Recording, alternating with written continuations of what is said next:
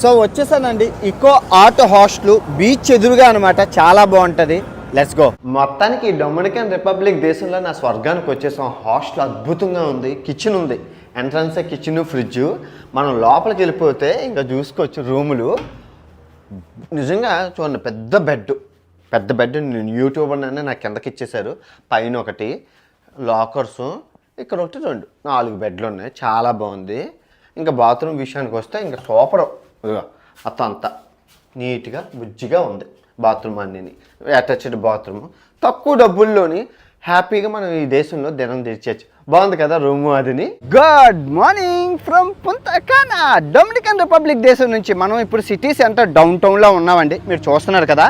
So ఈ పుంతా కానా, ఈ అందమైన స్వర్గాన్ని చూసే ముందు ఈ డొమినికన్ దేశం గురించి చిన్న కథ ఉంది, చాలా బాగుంటుంది.